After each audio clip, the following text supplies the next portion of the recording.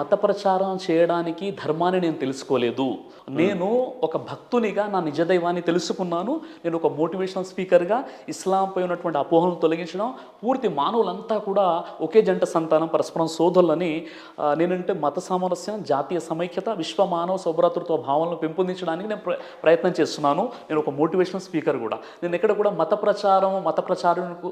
ప్రచారకుడిగా నేను అవతారం ఎత్తలేదు. కాబట్టి నాకు ఎప్పుడు అవసరం ఏర్పడలేదు నా సాక్ష్యం పబ్లిక్కి చెప్పేసి నేను ముందు హిందూగా ఉండేవాడిని, ఇప్పుడు ఇస్లాంలోకి వచ్చేసానని చెప్పేటువంటి అవసరం నాకు ఏర్పడలేదు. కాబట్టి ఎప్పుడు నేను చెప్పలేదు. కానీ ఈరోజు అపోహ కొంత క్రియేట్ అయింది. మీకు ఒక మంచి ఇమేజ్ ఉన్న నేపథ్యంలో హిందూగా ఉన్న మీరు క్రిస్టియన్గా మారుతారు అంటే ఒక ప్రాబ్లం అయితే, ఇస్లామిక్లోకి మారుతారు అనేది ఇంకో ప్రాబ్లం అయితే, క్రిస్టియాన్ని కాకుండా హిందూయిజాన్ని కాకుండా కేవలం ఇస్లామిక్ని పుచ్చుకున్నారు కాబట్టి అంత ఏముంది, ఏం అట్రాక్ట్ చేసి మిమ్మల్ని, అంత గొప్ప సాక్ష్యం ఉండాలి కదా మీకు అనేది ఉద్దేశం. చాలా మంచి ప్రశ్న అడిగారండి మహేందర్ గారు. మీరు చెప్పే విషయం ఏంటంటే, అవునండి, ఇప్పుడు మీరు ఒక హిందూ నుండి ఇస్లాం ధర్మాన్ని ఎందుకు స్వీకరించారు? ఒక ముస్లింగా క్రిస్టియన్గా కావాల్సి ఉండే కదా, లేదా మీరు ముస్లింగా ఎందుకు వచ్చారు? దాని వెనుక ఉన్నటువంటి అంత గొప్ప సాక్ష్యం ఏంటి? హిందుత్వంలోనే వేద పండితులు అవ్వాల్సింది, లేకపోతే ఇంకా ఎక్కువగా అధ్యయనం చేసి దాంట్లో ఉన్న ఒక డివైన్ సిచ్యువేషన్కి కూడా చేరుకోవాలి అనేది ఉండాల్సిందే మీకు.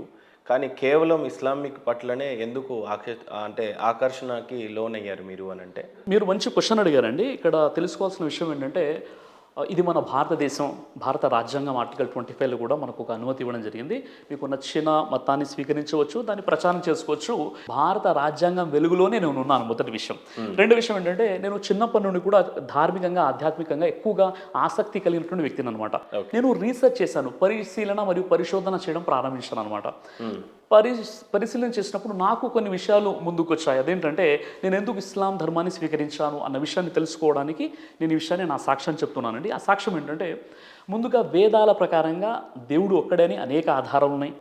దేవ ఏకహ ఏకం ఏవద్వితీయం, ఆయన ఒక్కడున్నాడు, అద్వితీయుడు కాడు అని చెప్పేసి బైబిల్లో కూడా దేవుడు ఒక్కడైనా ఉంది, ఖురాన్లో కూడా దేవుడు ఒక్కడైనా ఉంది. మరి దేవుడు ఒక్కడే అన్నప్పుడు ఆ ఒక్క దైవాన్ని ఎందుకు ఆరాధించట్లేదు? నిజంగా ఆ ఒక్క దైవాన్ని ఆరాధించేటటువంటి మతము, ధర్మము ఏదైనా ఉందా, ఎవరైనా ఉన్నారని నేను ఏం చేశానంటే, ఎప్పుడైతే గుడికి వెళ్ళానో గుళ్ళో విగ్రహాలు ఉన్నాయి, ఏకదైవ ఆరాధన జరగట్లేదు, బహుదైవోపాసన జరుగుతుంది.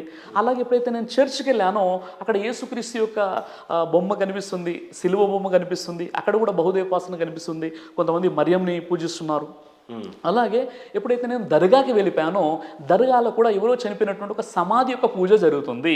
అంటే ఇక్కడ ఎప్పుడైతే నాకు వచ్చినటువంటి సందేహం ఏదైతే ఉందో, నన్ను పుట్టించినటువంటి దేవుడు ఒక్కడే ఉన్నప్పుడు ఆ ఒక్క దైవాన్ని ప్రజలు ఎందుకు ఆరాధించడం లేదు, మళ్ళీ ఆరాధించేవారు ఎవరు ఉన్నారని ఎప్పుడైతే నాకు సందేహం కలిగిందో, నేను ఎప్పుడైతే టెంపుల్కి వెళ్ళానో అక్కడ విగ్రహారాధన జరుగుతుంది, ఎప్పుడైతే చర్చ్కి వెళ్ళానో అక్కడ కూడా ప్రతిమల ఆరాధన జరుగుతుంది. అక్కడ కూడా ఒక విధంగా బహుదైవోపాసన, యేసుని, మరియమ్మని, సిలువని ఆ బొమ్మలు పెట్టుకున్నారు. అలానే నేను ఎప్పుడైతే దర్గాకి వెళ్ళిపోయానో అక్కడ కూడా సమాధులను ఆరాధిస్తున్నారు.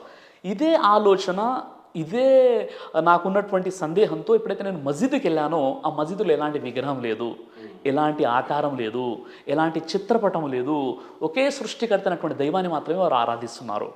అప్పుడు నేను అనుకున్నాను, నిజంగా చెప్పాలి అంటే వేదాల ప్రకారంగా, బైబిల్ ప్రకారంగా, ఖురాన్ ప్రకారంగా పుట్టించినటువంటి దైవాన్ని ఆరాధించేటటువంటి వ్యక్తులు ఎవరైనా ఉన్నారు అంటే ఈ మస్జిద్లో ఆరాధించేవారే. కాబట్టి నేను ఆ మస్జిద్తో కనెక్ట్ అయిపోయాను. కానీ నాకెవరు కూడా మెయిన్ ఏంటంటే, ఇస్లాం సందేశం ఎవరు ఇవ్వలేదండి నాకు. ఎవరు నన్ను కన్వర్ట్ అవ్వండి అని చెప్పలేదు. ఇప్పుడు కూడా నేను కన్వర్ట్ అవ్వలేదు, నేను రివర్ట్ అయ్యాను. అంటే సనాతన ధర్మం, ఏ ధర్మం అయితే వేదాలలో బోధించడం జరిగిందో, ఏ ధర్మం అయితే బైబిల్లో బోధించడం జరిగిందో, ఏ ధర్మం అయితే ప్రవక్త ముహమ్మద్ సల్లల్లాహు అలైహి వసల్లం వారికి ఖురాన్ రూపంలో ఇవ్వడం జరిగిందో, ఆ ధర్మాన్ని నేను తెలుసుకున్నాను. అంటే నేను రివర్ట్ అయిన తర్వాత నేను కన్వర్ట్ అవ్వలేదు. మరో విషయం ఏంటంటే, ముస్లిం చాలామంది ఫ్రెండ్స్ ఉన్నారు, కానీ ఏ ముస్లిం నాకు ఇస్లాం గురించి చెప్పలేదు, ఏ మస్జిద్ వాళ్ళు కూడా నాకు ఇస్లాం గురించి చెప్పలేదు, ఎవరు కూడా నన్ను కన్వర్ట్ అవ్వండి అని చెప్పలేదు. స్వచ్ఛందంగా నాలో వచ్చినటువంటి కొన్ని ప్రశ్నలకు జవాబుగా నేను ఇస్లాం ధర్మానికి ఆకర్షిత అవ్వడం జరిగిందనమాట. సో ప్రధానంగా చెప్పడానికి సాక్ష్యం ఏముంది అని అంటే, మీ దగ్గర వేదాలలో చెప్పినటువంటి దేవుడు ఒక్కడే ఉన్నాడని చెప్పాడు, బైబిల్లో కూడా అదే చెప్పారు, ఖురాన్లో అదే చెప్పారు. కాకపోతే అక్కడ విగ్రహారాధన జరుగుతుంది, ఇక్కడ ఫోటోలు, సిలువలు ఉన్నాయి, ఇక్కడ దేవుడు అనేవాడు నాకు కనిపించలేదు మసీదులో.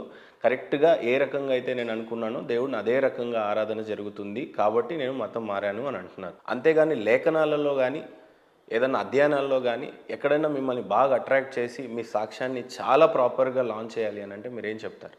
సరే ఇప్పుడు నేను మళ్ళీ అదే చెప్తున్నాను. నేను ఇక్కడ మత మార్పిడి చేసుకోలేదు.